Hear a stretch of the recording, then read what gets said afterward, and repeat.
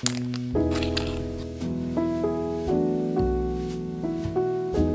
I just came back from a trip from Japan and South Korea. I brought my camera gear along and I pretty much vlogged the whole trip. But there were days where I just got a little bit lazy and I've needed to use my iPhone to vlog. I was pretty surprised by the results. So in this video, I'm going to show you some of the shots that I've gotten from the trip. Let's see what this little thing can actually do.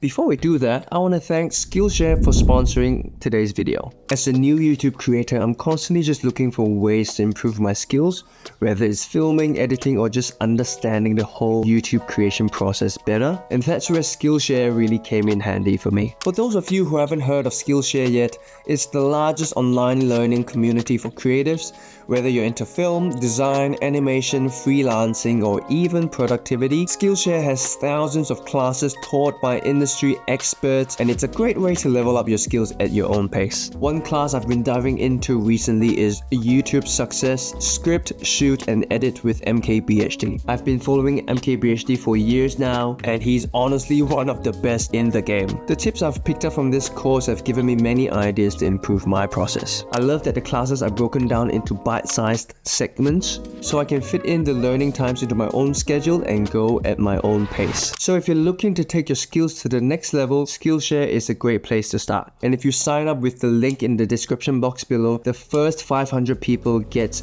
a 1-month free trial. So enjoy. On the cusp.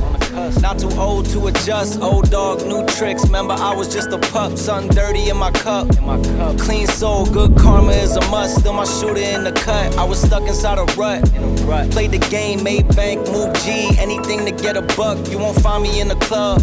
I'm in the lab trying to sharpen up the sword, swinging blades at these scrubs. Bitches. First thoughts, his theme is freaking amazing. When I was going through the footages and trying to edit them, I realized I actually struggled to tell them apart, like the iPhone shots and the Sony camera shots. And my Sony camera pumps out pretty good images. And one of the biggest reason is because of the Apple Log. If you don't know what it basically is a picture profile that you get to capture more data that you can work with in your post-production process. Typically, that's the advantage of shooting with a proper camera, because you get to shoot in log profile and you get to do more with your clips. But now you can do those things with this, and that changes everything.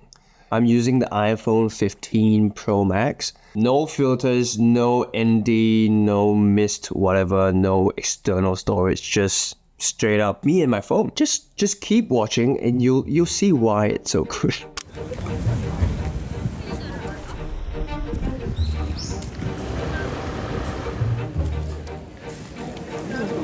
Go for it.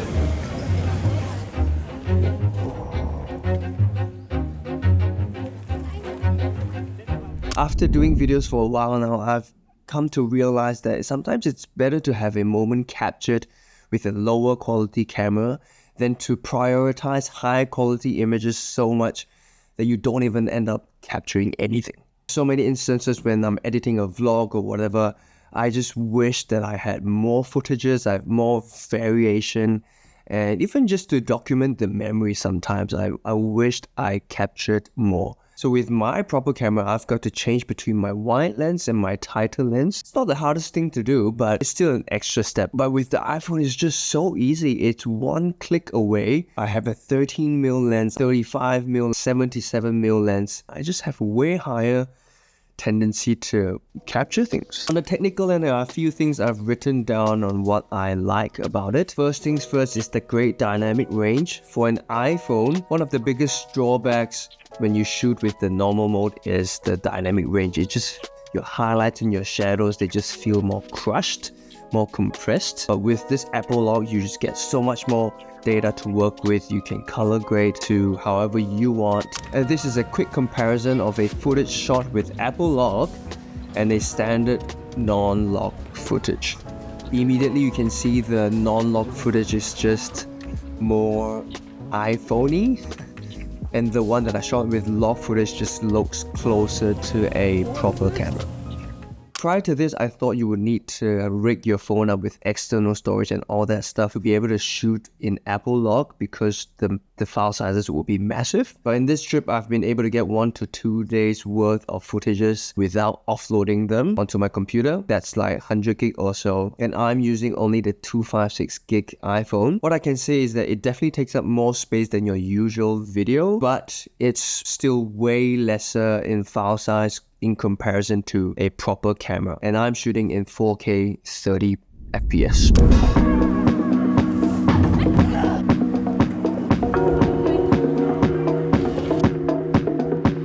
Because the phone is so small, I can get creative shots easily by just chucking the phone onto tight spaces. Use the wide camera or just put it on the side and punch in with a 5x camera, and that way you just get more variety of shots and helps you to create better storytelling montages. I don't know how Apple does this, but the mic in this thing is incredible.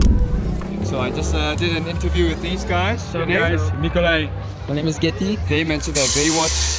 Yeah, I discovered that I've watched his videos. So how small is this world, guys? These guys are modeling. Yeah. Yes, modeling. Thanks, guys. Good meeting you, man. Thank you so much. Good meeting you. It was amazing. It was amazing. Hey, enjoy it. I think it's just programmed in a way that it knows what to capture. When you're filming yourself, it captures your voice really good. And when you're capturing environment or someone doing something, it knows how to get the environment and the subjective that you're focusing on. The audio on this is just amazing. But when it's windy, you probably will get wind noises, and maybe getting some accessories like a wind muff would help with that. But again, I'm trying to go light without much accessories, so just something for you to take note.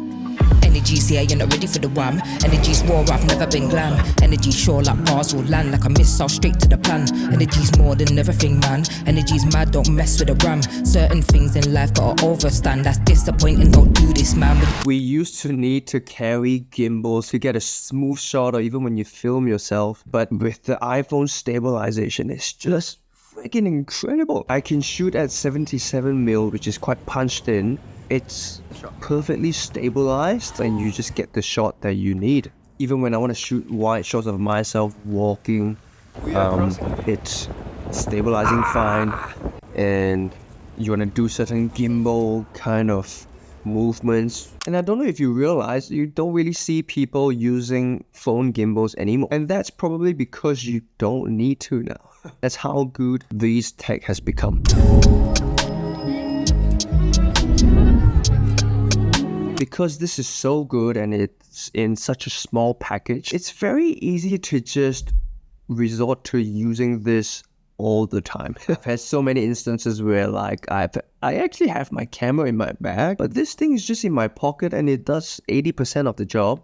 I just end up using this instead of my camera. But there are certain things that the camera still does best. Some of the shots that I got, I wish I did it with my camera instead of my iPhone. So we have to not be lazy.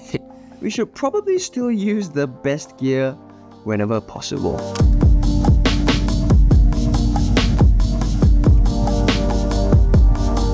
So, what do you think? Would you shoot with an iPhone?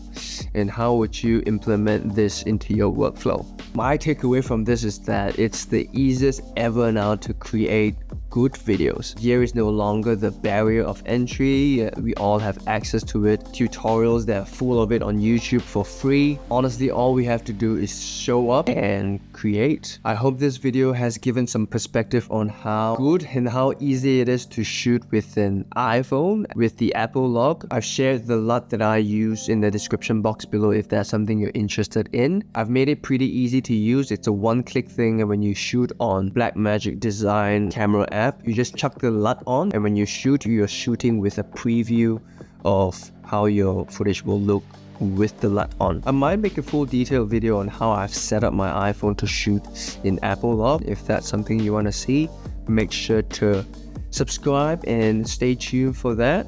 Otherwise, thank you for watching. I hope you have enjoyed it. I'll see you guys in the next one. Peace.